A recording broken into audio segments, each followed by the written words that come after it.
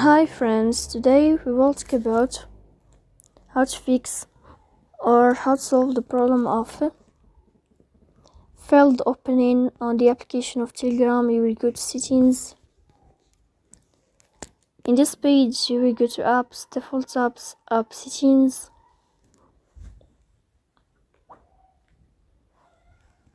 Here in this page you will go down to click in this window of Telegram and you will enter. Here in this page of app info you will click on first stop and you will click OK. After that you will enter to the window of storage. Here you will click on clear cache. In the end you can turn off your phone and you can wait a moment to restart your phone again to fix that problem. So please don't forget